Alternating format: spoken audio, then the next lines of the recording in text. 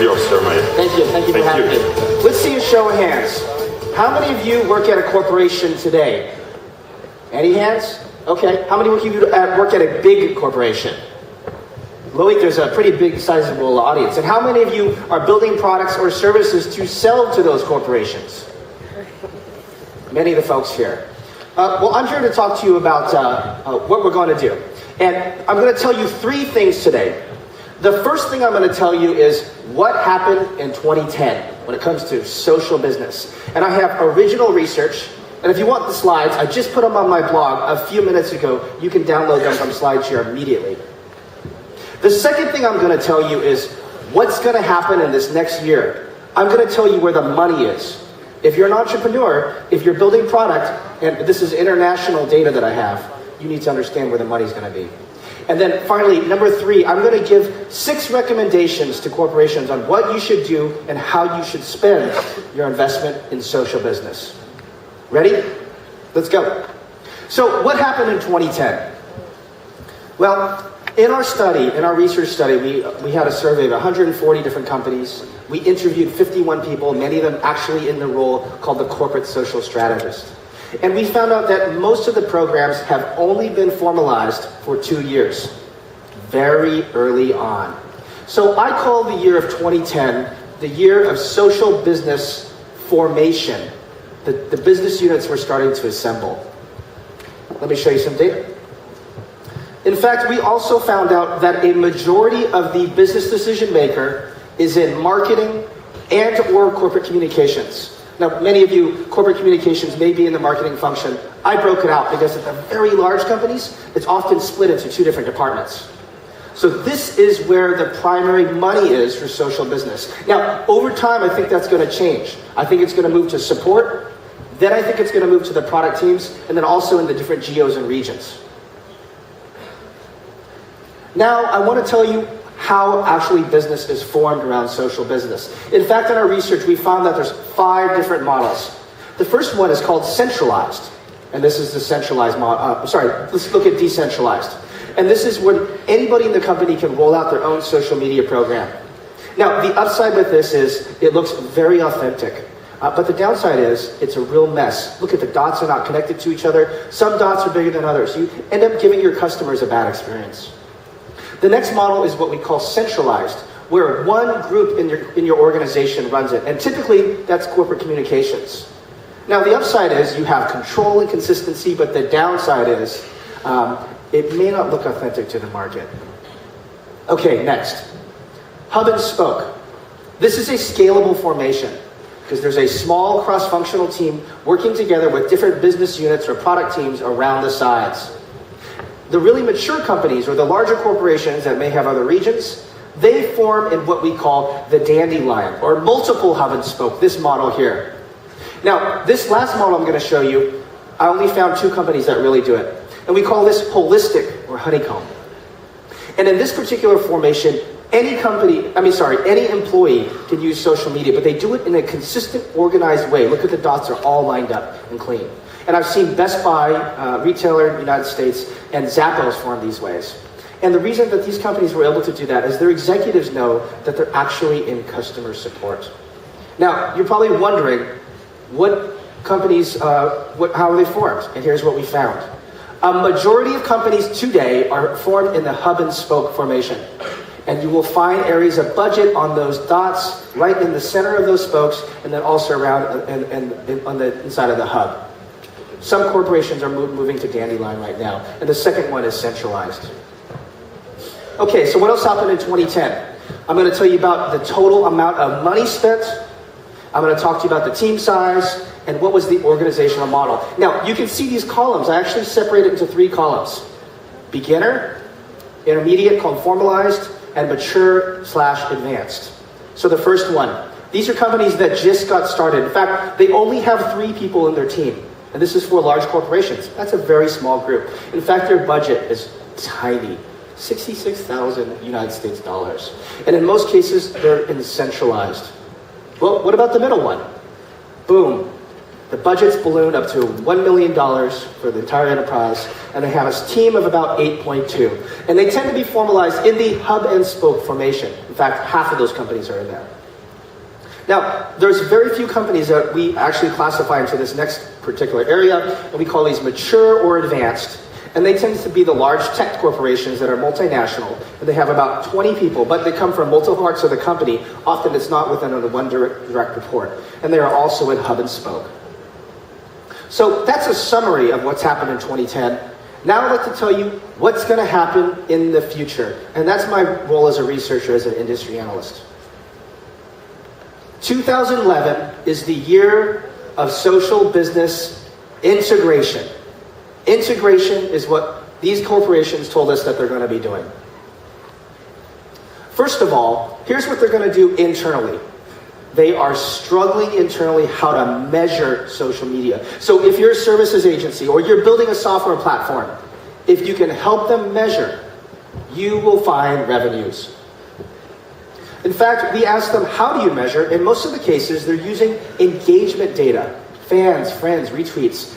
That actually is not very helpful, so we don't encourage people to go there. So we asked also, what are you going to do in your external go-to market when it comes to your plans? And in most cases, corporations said they're going to focus on integrating social media with your website. Companies like Echo or Discuss or community platforms. Anybody who can embed social business right onto your corporate website, you could have a good year. This is what the data is showing. The tea leaves showed us. Now, this is the money slide. We asked them, out of the different ways you can spend money in social business, tell me about what areas you will spend. And this is adoption percent. So the top one is, in 2010, which is the blue lines, corporations said they're going to, 76% of the corporations are going to spend money on brand monitoring. The orange area is what they're going to increase in 2011. So take a look. All of the areas in social business are going up. Everything is moving up, even during a recession.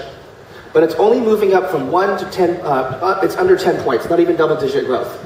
We are having slow growth, but it's continual growth. Brand monitoring, training, staff, and advertising are the areas that we're seeing the most adoption. Now, what about the dollar amount? Okay, I'll show you right now. The biggest area of growth in 2011 is hiring people to run these programs in companies. So if you're looking for a job inside of a corporation and you have social media skills, this could be a good opportunity for you this year. The next one is, companies aren't really sure what to do with social media, so they're spending the money on advertising. And this is what we've seen typically through the traditional agencies. And then online communities.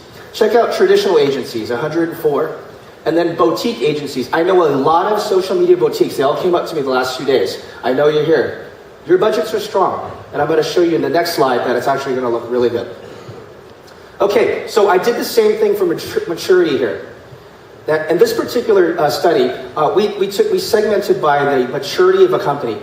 So what do beginner, immature companies spend on? Staff, community, and traditional agencies. Because they're trying to get people on board, and they're trying to figure out how to make it scale, and they're leaning on their existing traditional partners to get this done.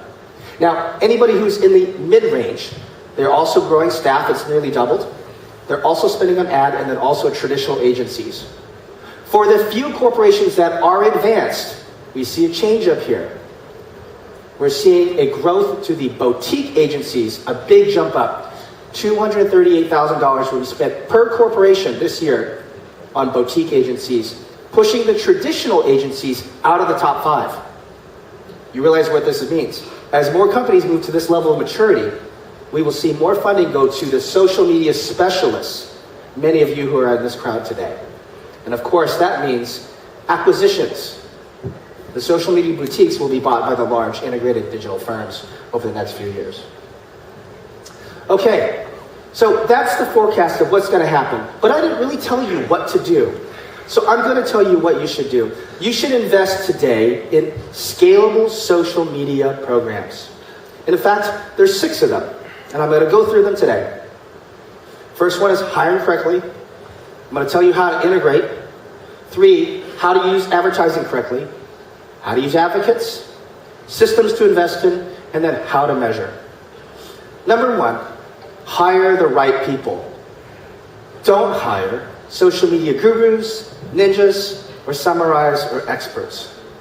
Instead, hire business program managers that think of social media as a program that they run with clear ROI. Hire business people first, and hire people with a lot of Twitter followers that brag about it second.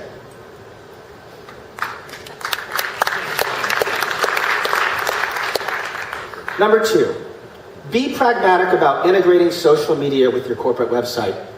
Don't just put a follow me on Facebook or Twitter on your corporate homepage without thinking about it. In fact, any company who does that right now, I think you're doing yourself a disservice. Why? You spent millions of dollars over the last few years getting people to come to your corporate website, and now you're launching TV ads saying go to facebook.com/brand. Well, Mark Zuckerberg thanks you, but you're doing yourself a disservice because you have not integrated social media to your own corporate website. So instead, take the social features that are in the corporate in social networks and embed them in your online corporate website. Don't just link away. Let the people start. This experience comes both ways. This is a whole other framework. I'm not going to get into it now, but I've listed out the 8 stages of social media integration on your corporate website. There's a link on it. You can download it and find it. It's a blog post and a whole other speech that we could talk about. Number 3, if you're going to do advertising, please use the social graph. Don't just use banners and takeovers and skyscrapers. Get the most bang for your buck out of social media. So if somebody interacts with an ad or likes an ad or shares an ad, it triggers a viral loop, a term that we heard from Dave McClure, who's just up here. Use advertising that enacts word of mouth. I think Twitter's doing a good job. It's kind of a combination between earned and paid content. Word of mouth actually starts to happen even more efficiently. That is a wise use of your resources. Number 4, develop an unpaid army of advocates. In fact, I like what Microsoft has done with their MVP program. Did you know they have 4,000 MVPs, most valuable professionals, that are not paid any type of money? They're given access to trips and access to executives and products, and they go out there and they answer questions from other customers and they promote the Microsoft brand. That is a scalable program. That is scales. You do know that social media doesn't scale with corporations, right? One-on-one dialogue doesn't scale because you can never hire enough community managers to respond to your customers. Did you ever think about the fact that when we respond to angry customers on Twitter and we help them with their problems, we're actually teaching them when they want our help, the easiest way to get our help is to yell at their friends. We're teaching customers that.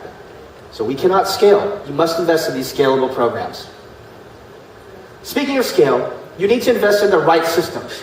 Social CRM is connecting the social web with your existing customer databases.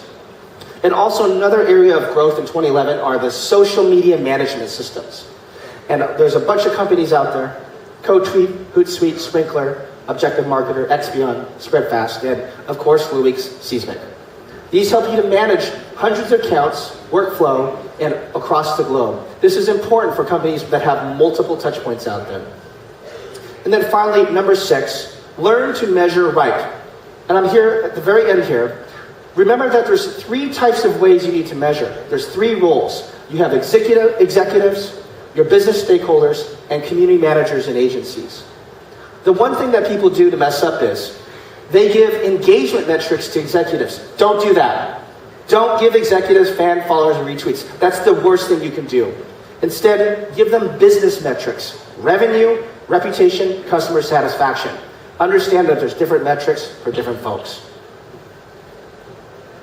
So to summarize, 2010 was the era of foundational investments. In 2011, we're going to see measurement, integration, staffing, and advertising. I encourage you to invest in scalable social programs. Thank you. This has been an open research project. You can use this data as you will. I'm Jeremiah Owyang. Thank you.